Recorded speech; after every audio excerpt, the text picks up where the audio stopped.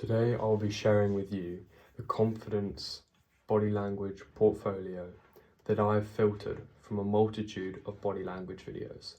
Over the past week, I have gotten obsessed with body language because of the power it subconsciously acts upon in the human brain.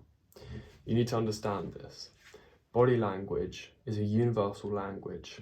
Everybody understands it no matter your background or where you're from.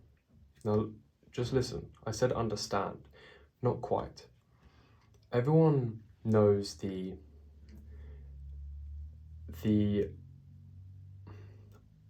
intention of body language in a ambiguous sense. So let me explain it like this. You understand body language just with the glasses off.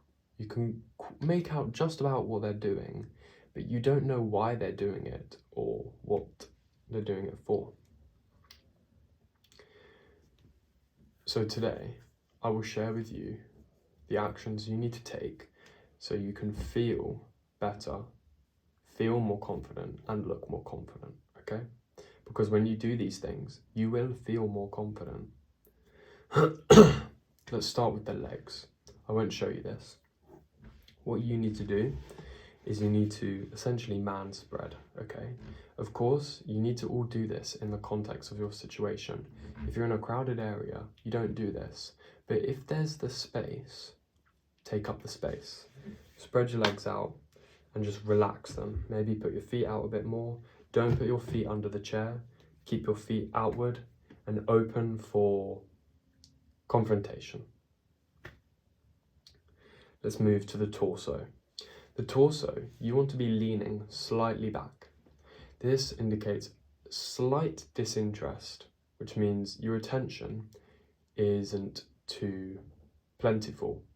If your attention is too plentiful, people won't value it and they'll devalue you. You need to lean slightly back, not too back, so it looks like you're disengaged from the conversational interaction, but just slightly back.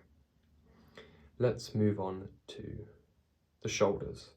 Simply, the shoulders, you want to be back and down. You don't need to be doing it consciously. All you need to do is make sure your chest is out and you're not hunching your shoulders, okay? Because that is closing your body and making you look less confident. You need to lean back slightly, shoulders back and down. Let's move on to the hands. Now the hands I know can be a bit fiddly because especially with this age of ADHD where people are they don't know what to do with their hands, they're just fidgeting the whole time. So if you want to exhibit confidence across the room, this is the multitude of positions you can place your hands. So, first position, you can imagine there's a vertical wall here and I've placed my hand onto it. Let's rotate that down to a table. So when you're on a table, what you want to do is take up the space on the table. Not too aggressively, but don't be afraid to just take up more space than you usually would, okay? And your limiting belief will come in saying, oh, you're being a bit weird. People will think you're being like fucking gay or something, I don't know, whatever. But you need to place your hand down, palm onto the table, and make sure your fingers are spread out, okay? Because they're more vulnerable like this. And because they're more vulnerable, if you splay your hand out like this, it shows that you're more confident because you're in a more vulnerable position. There's a running theme here. The more vulnerable you sort of exuberate your body, the more confidence you portray. And the more fight ready your body is, the more vulnerableness you portray because you feel threatened. Remember that. Make sure your hands are just splayed out. Position number 2 is you can just allow your arms to rest and morph onto any of the furniture or chairs nearby. This is a really good way to just relax into the scene, the conversation, the interaction, and just connect with the setting so you look really comfortable. This is another way to look comfortable too. The third position. So this is called interlocking fingers with thumb up. It's really important you show your thumbs because whenever you show your thumbs, that also exhibits confidence.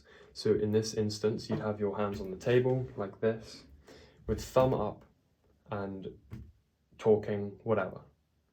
The next position, fourth, This is seen in positions of power very much, is a steeple. Now there's actually separate variations to this steeple. You can use this normal steeple with straight fingers. You can have a curved steeple like this. This may seem a little more like those evil villains you see. Or you can have an interlaced steeple too.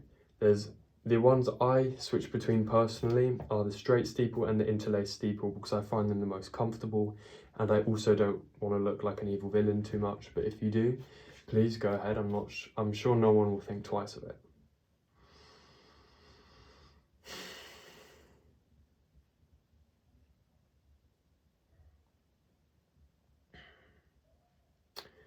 One final position I will say is on the table. If you show the underside of your wrist, which is one of the most vulnerable parts of your body, this will show that you're comfortable in the environment, and by extension, you're more confident.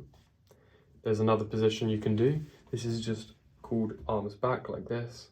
This shows that you're really laid back and you really don't give a shit about what's going on, and it shows high levels of confidence.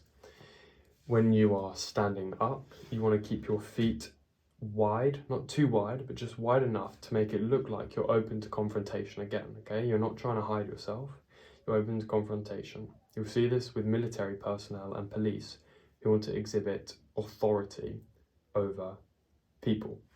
Lastly, arms akimbo. This is where you put your hands on your hips with your thumb behind and your forefingers in front, and it's symmetrical across your body with your elbow splayed out. This is a territorial stance and display and will show you as confident. However, don't use this in a presentation setting or too much, because it may seem like you're trying to feign confidence, as it can be seen as a bit of a defensive mechanism which can exuberate a little bit of vulnerability. That is the confidence portfolio for body language. I haven't gone over the face. Obviously, you want to hold eye contact. You want to be slow. That's the last thing. You want to be slow and smooth with your movements, and do remember to move. You don't want to freeze up because that makes you look terrified. You just want to move every so often. Just flow the body. It doesn't need to be like anything major. Just don't make it jittery or fast, because that really shows low levels of confidence, vulnerability, and you look like you feel threatened.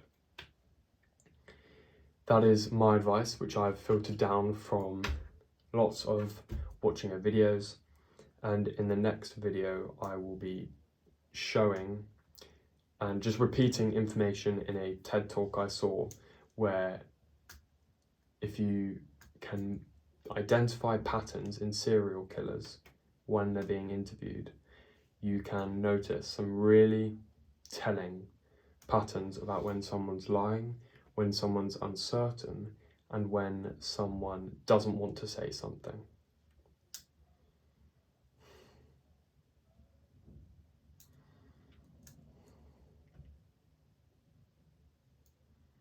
I think that's it.